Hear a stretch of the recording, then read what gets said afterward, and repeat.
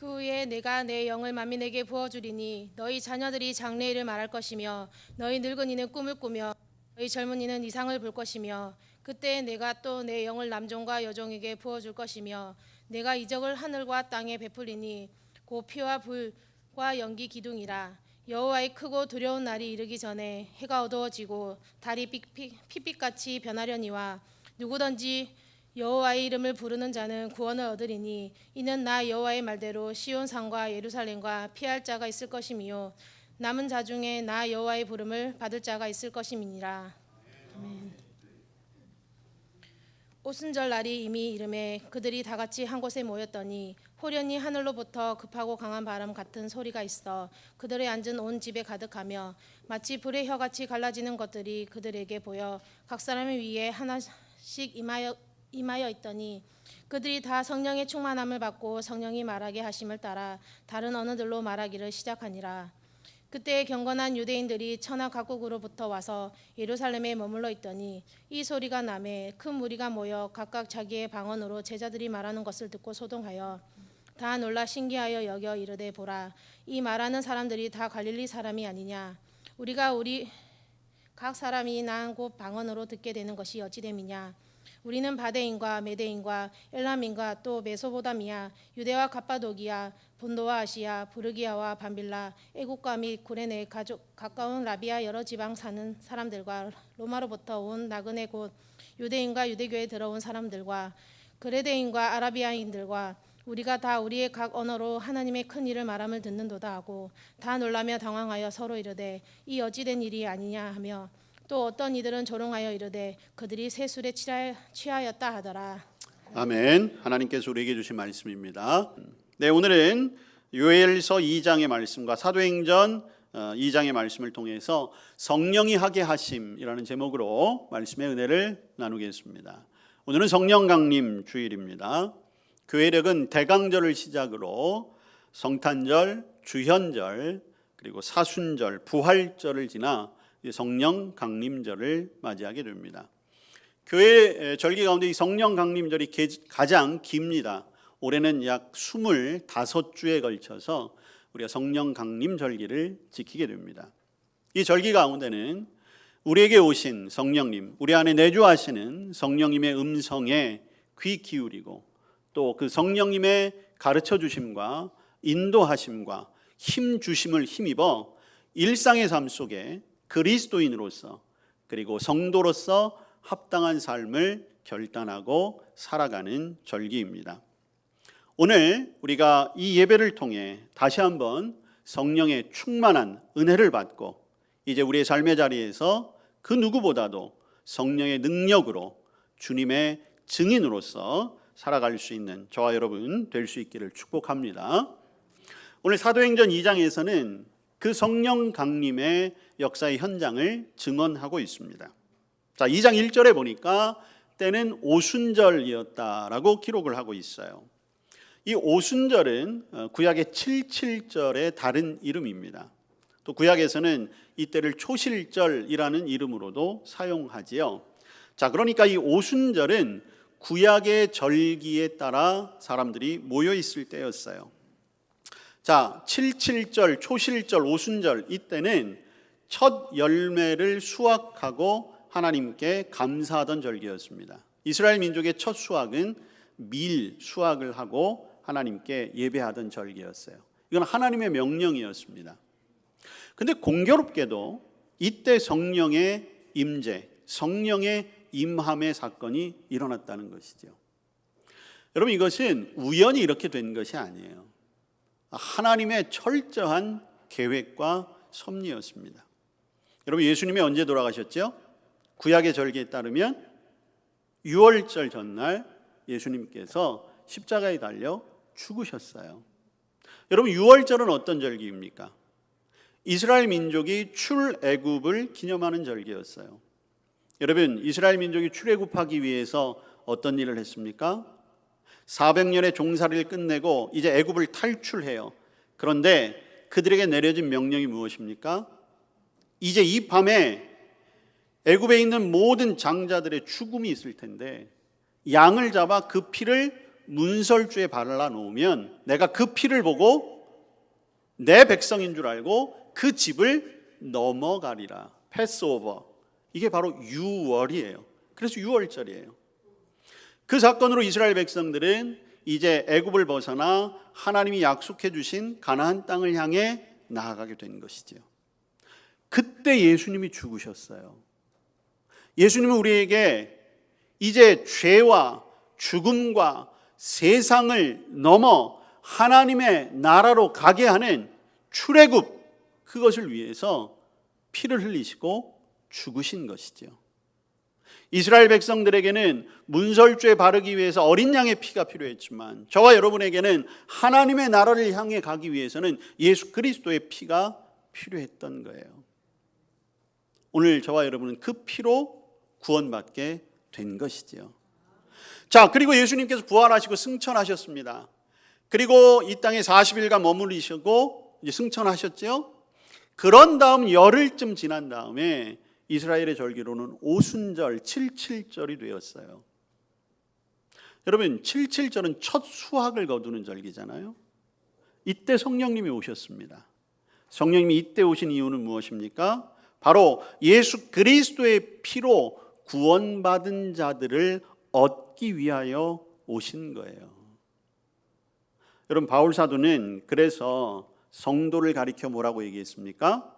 성령의 처음 익은 열매라고 했어요. 오늘 이 성령 강림절은 바로 예수 그리스도께서 우리를 하나님의 사람으로 성도로 부르심을 기억하는 날이에요. 그리고 내가 하나님 앞에 이제 첫 열매로 드려지는 그러한 절기인 것이죠. 그래서 이 성령 강림절기는 이제 시작인 것입니다. 여러분, 이 성령 강림과 관해서 예수님도 이미 말씀하셨어요. 예수님이 고난받으시기 직전 제자들에게 말씀하셨잖아요.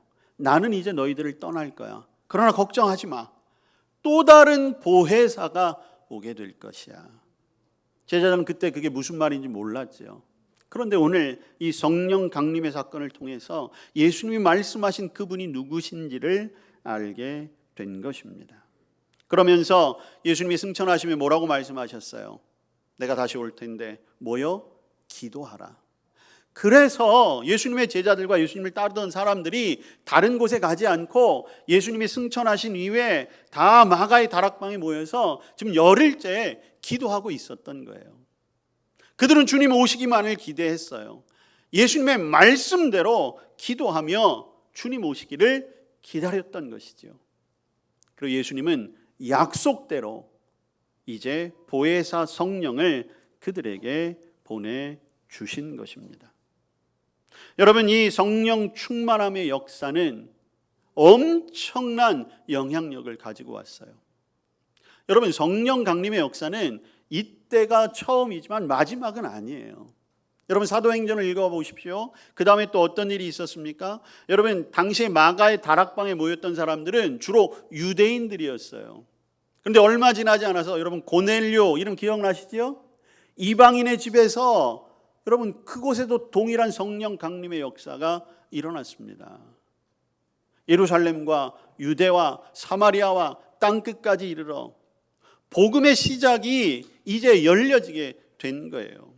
얼마 후에는 안디옥에 있던 성도들이 은혜를 받았죠. 성령의 충만함을 경험했어요. 에베소 교회에도 놀라운 역사가 일어났습니다. 거기에서 그쳤을까요? 그 이후에도 전 세계 민족과 열방을 넘어 성령 충만의 역사는 거듭되었던 것이지요. 그러기에 오늘 저와 여러분이 이곳에 함께 있는 줄로 믿습니다. 또한 저와 여러분도 오늘 다시 한번 오순절 마가 다락방에 임했던 그 성령의 충만함을 사모해야 하는 거예요. 그리고 사모하는 영혼들에게 분명히 우리 하나님께서 예비된 성령을 부어주시고 충만케 하실 줄로 믿습니다. 여러분, 성령 강림의 역사는요, 어느 순간 갑자기 우연스럽게 일어난 것이 아니에요. 하나님의 철저한 계획과 준비와 과정을 거쳤어요. 여러분, 오늘 우리 구약의 말씀 읽었잖아요. 요엘서에도 성령 강림의 그 놀라운 현장을 가르쳐 주고 있어요. 여러분, 민수기에서도 보면 이미 그때에도 성령께서 임해서 예언을 하는 역사가 기록되어져 있습니다. 하나님은 그때부터 이때를 준비하신 거예요. 그리고 예수님께서 승천하시면서 이제 제자들에게 말씀하셨지요. 그들로부터 모이게 하셨고 기도하게 하셨던 것입니다. 오늘 여러분 사도행전 2장 1절 말씀을 함께 보세요. 그들이 다 같이 한 곳에 모였더니. 여러분, 오늘 우리가 이곳에 예배하는 이유가 무엇입니까? 성령께서 오늘 저와 여러분을 이곳에 모이게 하신 이유가 무엇일까요? 기도하게 하시기 위해서, 성령의 충만함을 경험하게 하기 위해 오늘 이곳에 우리를 부르신 줄로 믿으시길 바랍니다. 여러분, 이게 하나님이 은혜 주시는 방법이에요. 하나님의 은혜는 주님의 이름으로 모이는 곳에 임하는 것입니다. 하나님의 이러한 능력과 은혜는 기도하는 자들에게 임하게 되는 거예요. 여러분, 성령 강림절을 지내며 우리가 더 모이기에 힘쓰는 성도들 되시길 바랍니다. 예배 자리를 사모하십시오. 선교 속회로 모이는 자리들을 사모하십시오. 각 부서의 사역의 자리를 사모하고 열심히 참여하십시오. 그곳에 성령의 강력한 임재가 있을 것입니다. 모이면 기도하십시오. 기도할 때에 우리의 마음이 열려지고 그곳에 성령께서 오시게 될 것입니다. 그러한 준비 가운데 이제 어떠한 일들이 일어났습니까? 오늘 2절과 3절에는 그 당시에 아주 중요한 현상들을 보여주고 있어요. 하늘로부터 급하고 강한 바람 같은 소리가 있었다고 했습니다. 그것이 온 집에 가득해졌어요.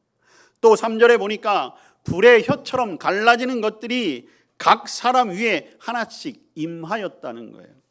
여러분, 성경 말씀을 다시 한번 보세요. 그날 있었던 것은 급하고 강한 바람이 사실은 아니에요. 각 사람 위에 임했던 것은 불의 혀처럼 갈라지는 것이 아니었어요. 중요한 것은 바람 같은 소리요, 혀처럼 갈라지는 것 같은 것이었다는 거죠. 이 말은 어떤 의미예요? 처음 본다는 거예요. 뭐라고 설명할 수가 없는 거예요. 그래서 자신들이 알고 있는 것으로 비유해서 설명했더니 그날 자기들에게 임한 것이 바람과 같은 것이었고 불의 혀처럼 갈라지는 것처럼 오늘 설명되어 있는 거죠. 진짜는 아닌 것이죠. 여러분, 성령의 역사는 이런 것이에요.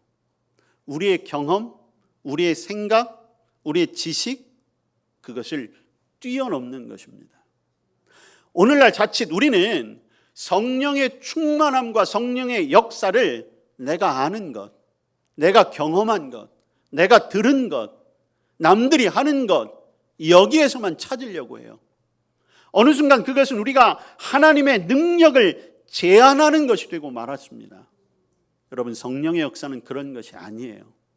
오늘날에도 하나님은 다양한 방법으로, 다양한 곳에서, 그리고 다양한 사람들을 통해서 하나님의 방법과 하나님의 뜻과 하나님의 섭리와 하나님의 일하심을 통해 성령의 역사를 나타내시게 될 줄로 믿습니다. 우리는 그저 기대할 뿐이에요. 기도할 뿐입니다. 그리고 나를 성령께서 사용해 주시기를 기도할 뿐이라는 거죠. 그러면 하나님이 역사하시는 거예요. 여러분, 오늘 말씀해 보면 그것이 먼저 온 집에 가득했다고 했어요. 공동체에게 임했다는 것이죠. 그래서 이날이 바로 교회의 시작인 것입니다. 물론 예루살렘 성전도 있었고 그전에는 성막도 있었어요. 그러나 이 오순절 성령 강림의 사건을 통해 이제 신약시대 교회의 역사가 시작된 것이죠. 그런데 여러분, 성령은 공동체에게만 임한 것이 아니라 각 사람 위에도 임했다라고 하는 것이죠. 저와 여러분이 하나님 앞에는 성도요 교회로 부르심을 받은 자들입니다. 교회가 성령이 충만한 것뿐만 아니라 그 교회의 구성원 성도들도 한 사람 한 사람이 성령이 충만해야 하나님의 역사를 이루어갈 수 있는 것입니다. 오늘 저와 여러분에게, 그리고 우리 한남동교회 믿음의 공동체 위에 놀라운 성령의 충만함이 다시 한번 임하게 될 줄로 믿습니다. 자, 이러한 과정 속에서 놀라운 역사가 나타났어요. 4절 이하의 말씀을 보니까 자, 이제 현상으로 나타나는 거예요. 그들이 성령의 충만함을 받고 성령이 말하게 하심을 따라 다른 언어들로 말하기를 시작했다라는 것이죠. 그 전까지는 전혀 보지 못했던 일이 일어난 거예요. 우리는 이것을 방언의 역사라고 하죠. 자, 그런데 여러분 고린도전서에 보면 많은 은사들이 나오는데 거기에도 방언의 역사, 방언의 은사가 나오는데 사도행전 오늘 2장에 이 성도들이 봤던 방언의 은사와 고린도전서에 나오는 방언의 은사는 조금 성격은 다른 그런 방언의 은사입니다. 자, 여기에는 언어적인 현상으로 나타난 거예요. 그래서 여러분 이 오순절 77절은 유대인들에게 있어서는 가장 큰 축제거든요. 그래서 전 세계로부터 많은 유대인들이 예루살렘으로 다 모였던 거예요. 오늘 사도행전에서도 증언하잖아요. 그들이 온 지명들이 다양해요. 바데, 메데, 엘람, 애굽, 구레네, 저 밑으로는 그레데, 아라비아에서까지. 근데 거기에 모였던 사람들이 다 자기 말로 알아들었다는 것이죠. 여러분 오늘날에도 사실은 언어의 문제, 물론 요새는 여러분들 스마트폰에 보면 이제 뭐 음성 번역기 이런 거 있어가지고 그런 것들로 소통이 되더라고요.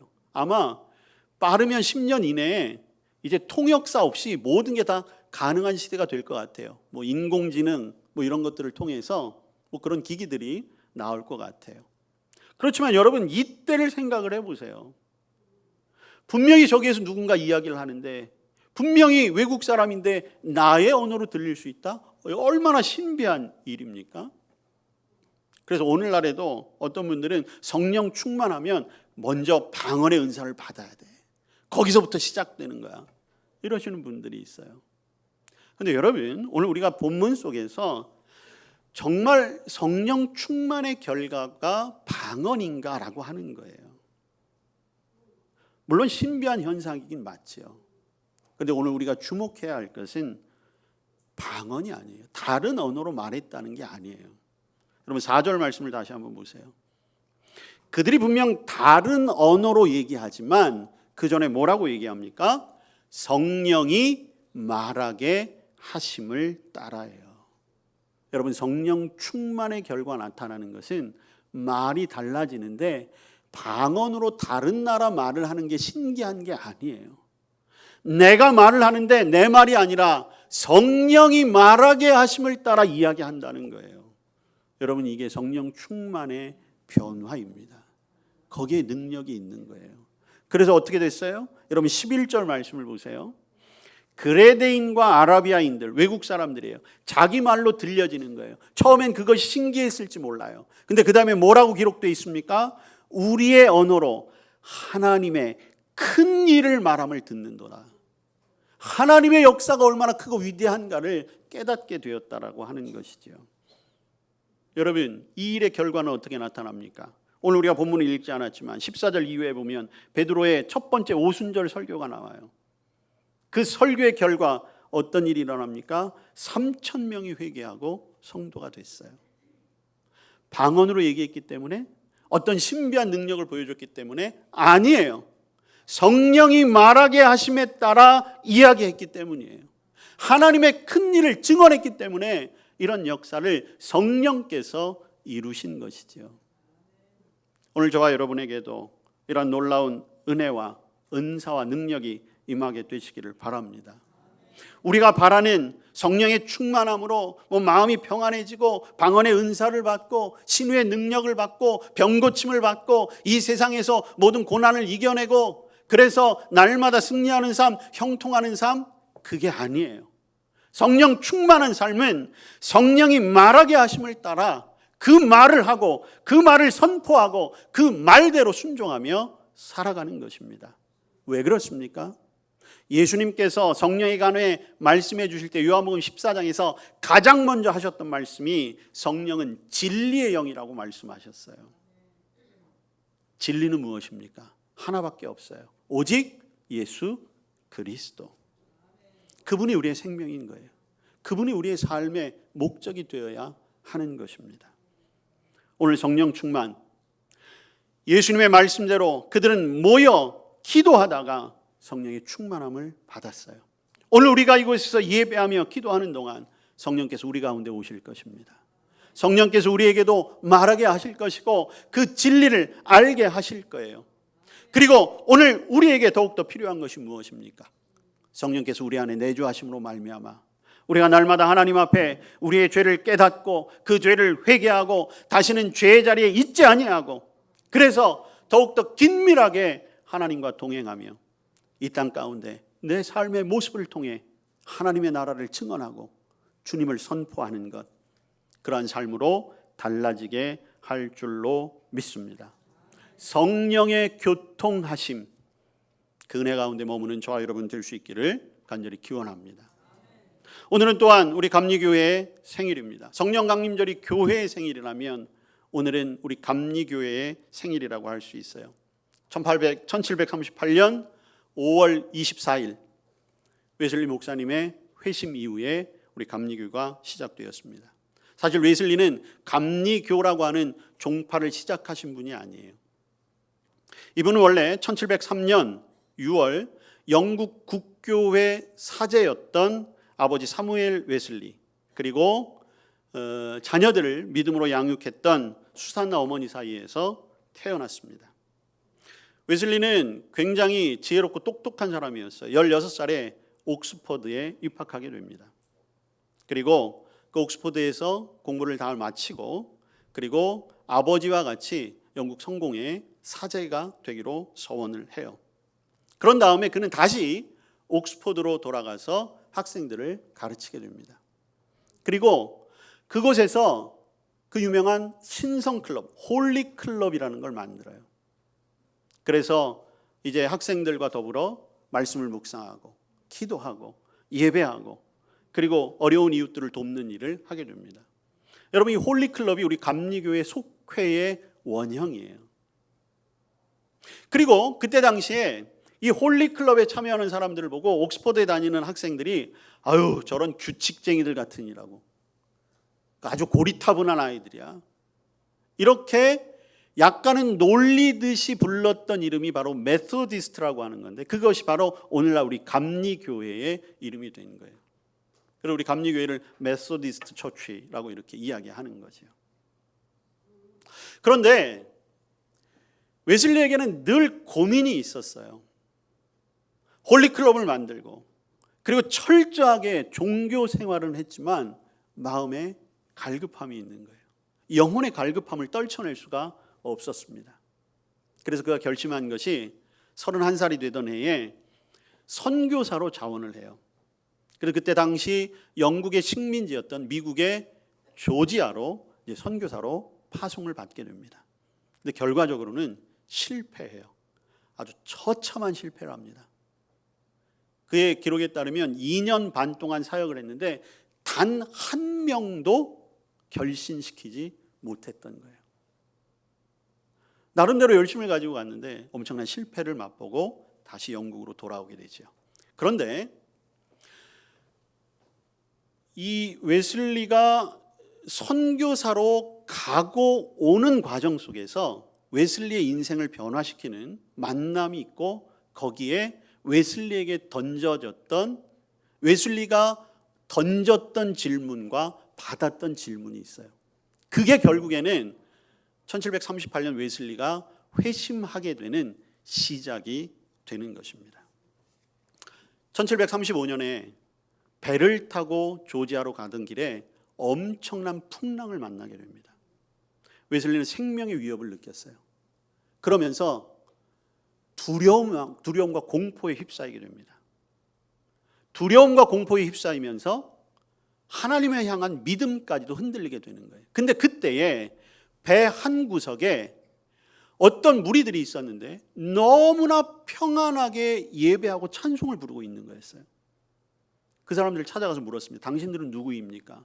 우리는 모라비안 교도입니다. 이렇게 이야기를 하는 거예요. 여러분, 모라비안 교도 들어보셨죠? 이 모라비안 교도는 어떤 사람들이냐 하면, 여러분, 우리는 종교개혁하면 루터를 떠올리는데 사실은 루터 이전에도 종교개혁 운동을 했던 사람들이 있어요. 그 중에 대표적인 사람이 누구냐면 체코 출신의 얀 후스라고 하는 사람이에요. 루터보다도 100년 전에 당시 카톨릭의 부패에 대해서 저항하고 온전한 믿음 위에 서기를 주창했던 사람이었습니다. 그런데 이 존 후스가 굉장히 젊은 나이에 화형을 당해요. 카톨릭으로부터. 당시에는 그런 종교 재판이 있었잖아요. 그런데 존 후스가 그 화형을 당한 이후에도 그 존 후스의 정신을 이어가던 사람들이 있었습니다. 그러면서 꾸준히 모임을 가졌고 그들이 이제 나중에 진젤도르프라고 하는 독일의 당시에는 후작 그런 귀족을 만나게 되고 이 진젤도르프가 이 존 후스의 사상을 이어받아서 그 신앙을 계속 이어가게 되는데 당시 카톨릭부터 박해가 굉장히 심했어요. 그러다 보니까 이 사람들이 종교의 자유를 찾아서 이곳저곳 떠돌다가 정착한 곳이 어디냐면 지금 체코슬로바키아의 모라비아라고 하는 곳이었어요. 그래서 그들을 모라비아 교도라고 부르게 된 겁니다. 지금도 그 후예들이 아주 소수이지만 그 지역에 아직 남아있다고 해요. 존 후스의 순교의 사상을 이어받았기 때문에 웨슬리 당시 이 모라비안 교도들은 굉장히 순전한 신앙과 아주 열정적인 신앙 그리고 아주 단호한 신앙을 가지고 있었던 거예요. 웨슬리가 배풍랑 이제 곧 죽을 것 같은 그 상황 속에서 평안하게 찬양하고 있는 그들을 향해서 질문하는 거예요. 당신들 무섭지 않습니까? 돌아온 답은 우리는 전혀 두렵지 않습니다. 거기 아이들도 있었어요. 당신의 아이들도 두려워하지 않습니까? 우리의 아이들도 두려워하지 않습니다. 웨슬리 여기서 엄청난 충격을 받았던 거예요. 당시 모라비안 교도들은 평신도 위주였거든요. 자기는 사제이고 선교사인데 자기의 믿음이 이것밖에 안 되나? 그렇지만 이제 그 풍랑을 어쨌든 잘 극복하고 이제 미국에 도착하게 됐습니다. 선교사가 그래요. 그렇지만 아까 설명드린 대로 2년 반 동안 실패를 맛보고 돌아오게 됩니다. 엄청난 시리에 빠졌어요. 매일매일 그렇게 지내는 동안 웨슬리는 또 한 사람의 모라비안 사람을 만납니다. 바로 슈팡겐 베르크라고 하는 모라비온의 사제와 같은 사람이에요. 그가 아까는 웨슬리가 질문을 했는데 이번엔 질문을 받아요. 당신은 예수 그리스도를 알고 있습니까? 웨슬리가 답합니다. 나는 그분이 세상을 구원하신 구세주인 것을 알고 있습니다. 그러자 두 번째 질문을 하게 되죠. 당신은 두 번째 질문. 당신은 그분이 당신을 구원하신 것을 알고 있습니까? 여기 웨슬리의 대답이 중요해요. 나는 그분이 나를 구원하시기 위하여 죽으신 것을 바라고 있습니다. 이렇게 대답해요. 확신이 없었던 거예요. 세 번째 질문입니다. 여기에서 웨슬리는 무너져요. 당신은 당신 자신을 알고 있습니까? 예, 압니다. 대답은 하지만 이 대답은 나중에 웨슬리의 증언에 따르면 빈 껍데기와도 같은 대답이었다. 이렇게 기록하고 있습니다. 이 질문은 웨슬리의 신앙적이고 어떤 인간적인 정체성을 완전히 무너뜨렸어요. 이제 모든 것을 나는 더 이상 어떤 사제로서도 그리고 선교사로서도 나는 하나님의 일을 할 수 없다. 그런 하루하루를 보내고 있었습니다. 그런데 그럼에도 불구하고 웨슬리는 놓지 않았던 것이 있어요. 어쩌면 끊지 못했던 것일 수도 있겠지만 어려서부터 철저하게 훈련된 말씀 묵상과 기도 훈련이 있었던 거죠. 끊임없이 갈등하고 고민하고 고통스럽긴 했지만 단 하루도 말씀을 읽지 않거나 기도를 쉬는 것은 하지 않았던 것이죠. 결국 그 힘이었던 거예요. 1738년 5월 24일 우리는 저녁 8시 45분 그가 회심했다고 알고 있는데 사실은 아침부터 하나님께서 그를 위해 계획해 놓으셨어요. 그날 아침 웨슬리는 하나님의 말씀을 묵상하게 되는데 그 말씀이 바로 베드로후서 1장 4절 말씀이에요. 우리 같이 한번 읽어볼까요? 시작. 이로써 그 보배롭고 지극히 큰 약속을 우리에게 주사 이 약속으로 말미암아 너희가 정욕 때문에 세상에서 썩어질 것을 피하여 신성한 성품에 참여하는 자가 되게 하려 하셨으니. 웨슬리는 이 말씀을 아침에 받은 거예요. 하루 종일 이 말씀을 가지고 살아갑니다. 여전히 고민은 풀리지 않는 거예요. 여전히 시련은 빠져 있어요. 그러나 이 말씀을 붙들었습니다. 그리고 그날이 수요일이잖아요. 수요일 성 세인트 폴이라고 하는 성전에서 있었던 저녁 기도회에 참석을 하는데, 그 기도회에 찬양대가 불렀던 찬양이 있어요. 여러분, 예배 가운데 찬양이 얼마나 중요한가를 보여줍니다. 그 찬양의 제목이 무엇이냐 하면 오 깊은 곳으로부터 주님께 나아갑니다 라고 하는 찬양이었어요. 웨슬리는 이 예배가 끝난 후에도 집으로 돌아가지 않았습니다. 그런 다음 우리가 잘 아는 대로 내키지 않는 걸음으로 올더스케이트가에 있는 모라비안 교도들의 모임 기도회에 참석하게 되는 거예요. 자, 그때 어떤 일이 있습니까? 당시에 모라비안 교도들은 어떤 설교자가 있긴 했지만 그 설교자가 자신의 설교를 준비하기보다는 당시 어떤 루터라든지 칼빈이라는 종교 개혁자들의 저서를 읽는 것으로 설교를 대신하기도 했어요. 근데 그때 마침 루터가 로마서를 주석하면서 책을 쓴 거예요. 그리고 그 책의 서문, 머릿말을 어떤 모라비안 교도가 읽고 있었습니다. 그 내용을 듣게 되는데 그 내용이 이런 것이었어요. 믿음만이 우리에게 명백하게 선한 행위들을 행하고자 하는 영과 소원을 주듯이 불신앙은 오타네요. 불신앙은 죄의 유일한 원인이다. 불신앙은 창세기 3장에서 에덴 동산에서 아담과 하와의 경우에 일어났던 것처럼 명백하게 잘못된 행위들을 하고자 하는 욕망을 준다. 무슨 말인지 잘 모르시겠죠? 루터는 신학자였기 때문에 말이 어려워요. 근데 어쨌든 이런 글을 쓴 거예요. 주제는 바로 불신앙이 곧 죄다라는 것을 지금 이야기하고 있는 거예요. 그 다음 구절은 이렇게 됩니다. 그러므로 예수 그리스도는 불신앙을 따로 지적하여 그것을 죄라고 불렀다. 불신앙이 죄라는 거죠. 그리고 그 불신앙은 죄의 뿌리이고 죄의 수액이며 죄를 짓는 것의 주요한 동력이 된다.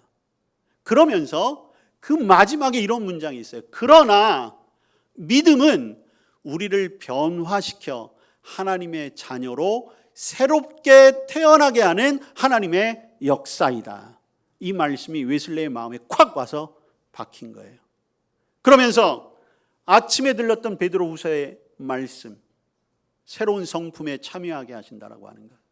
그리고 저녁에 찬양대가 불렀던 그 찬양, 이제 깊은 곳으로부터 주님께 나아갑니다.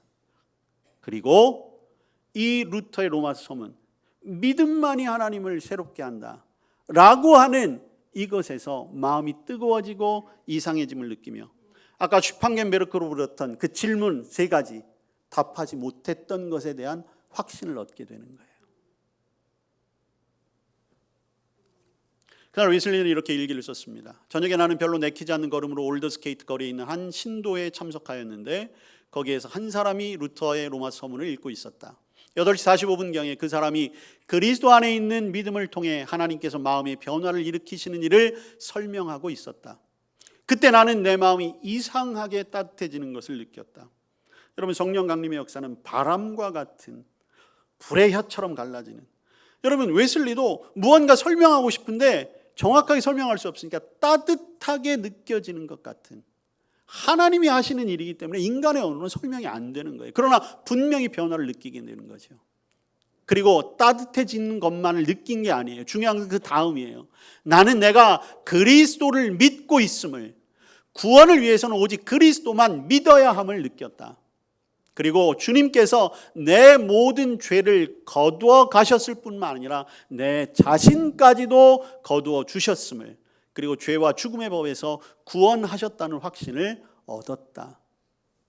아까 웨슬리를 무너뜨렸던 마지막 질문, 당신은 당신을 알고 있습니까? 자신이 누구인가를 분명히 깨닫게 된 것입니다. 나는 온 힘을 다해 그동안 나를 온갖 방법으로 괴롭히고 농락했던 자들을 위해 기도하기 시작했다. 삶이 달라지는 거예요. 그런 다음 나는 그곳에 있던 모든 사람들에게 방금 내 마음에 일어났던 일들을 공개적으로 증언하였다. 복음은 선포하는 것입니다. 증거하는 것이에요. 회심 이후 존 웨슬리는 51년 동안 매년 8,000km를 말을 타고 다니며 거리의 설교자로. 여러분, 웨슬리 목사님은 신학자가 아니에요. 설교자예요, 설교자. 그래서 감리교회를 어떤 감리교 종파 운동이 아니라 복음 운동, 가스펠 무브먼트라고 하는 것이 바로 웨슬리 목사님이 그렇게 하셨기 때문이에요. 총 42,400번의 설교를 하셨고 1791년 평안히 계십시오라는 유언을 남기고 88세, 당시로서는 굉장히 오래 사신 거예요. 당시에 영국 평균 수명이 40세인가 그랬대요. 하나님께서 그를 그렇게 사용하셨습니다. 우리 감리교회 신학은 한마디로 성화예요. 거룩. 회심을 체험한 성도들이 지속적인 회개, 믿음을 통한 성결, 하나님과 이웃에 대한 완전한 사랑과 섬김의 거룩한 삶. 우리 감리교회는 이렇게 살아가야 하는 것입니다. 웨슬리는 이렇게 살게 하기 위해서 몇 가지 지침들을 우리에게 줘요. 교만하지 않도록, 방종한 생활을 하지 말고, 게으름을 멀리하고, 하나님 이외의 것을 열망하지 말고, 교회를 분열케 하는 당을 짓지 말고, 범사에 다른 사람의 모범이 되고 등불이 되라. 오늘 제가 주보사의 여러분들에게 존 웨슬리의 22가지 질문을 나눠드렸습니다. 이것은 2019년 우리 감리교 속회연구원에서, 그러니까 웨슬리가 직접 했다라기보다는 웨슬리 신학을 바탕으로 웨슬리가 질문을 하고 질문을 받으면서 본인을 깨달았던 것처럼 오늘 우리에게 질문하고 있는 거예요. 여러분, 우리가 매일 여러분들 성경 묵상을 하시잖아요. 바라기는 매일 이 22가지의 질문을 스스로 하시고 스스로 한번 대답해 보시길 바랍니다. 검은 글씨는 제가 읽고요, 파란 글씨는 여러분들이 한번 읽어보겠습니다.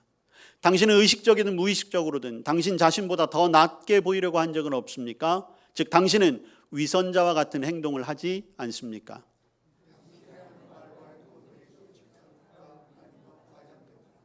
당신은 누군가 내게 은밀히 털어놓은 비밀을 전제로 한 말을 다른 이에게 전달하지는 않았습니까? 당신은 옷이나 친구, 일, 습관 등에 얽매여 있지 않는가? 당신은 남의 시선이나 자기 연민에 빠지거나 지나치게 자신을 변호하지 않습니까? 오늘 당신은 자신에게 진지한 물음을 한 적이 있습니까? 기도를 즐깁니까? 자신이 어떻게 돈을 소비할지에 대해 기도합니까? 정해진 시간에 잠자리에 들고 일어납니까? 당신은 양심이 편치 않은 일을 계속하고 있는가? 당신은 인생의 어느 부분에 패배감을 느끼고 있지 않은가?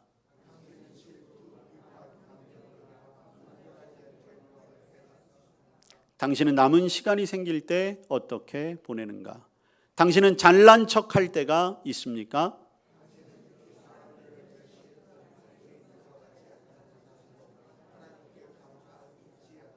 당신이 싫어하거나 비판하거나 증오하는 대상이 있습니까? 그런 사람을 어떻게 대하고 있습니까? 당신은 습관적으로 투덜대거나 불평하는 일이 있습니까? 당신에게 정말로 살아 역사하는 분이십니까? 여러분, 이 질문에 어떠한 대답을 하실 수 있으십니까? 오늘 성령의 능력을 힘입어 이 22가지의 질문이 저와 여러분의 삶을 바꾸고 저와 여러분이 이 질문에 하나님 앞에 자신 있게 당당하게 대답할 수 있는 참된 그리스도인, 감리교인으로 살아가실 수 있기를 주님의 이름으로 축복합니다. 성령님, 우리에게도 오시옵소서. 우리 교회와 우리 성도들 각 사람이 성령으로 충만케 되어 은혜 받고 하나님의 사람으로 살아가게 하옵소서. 예수님 이름으로 기도합니다. 아멘.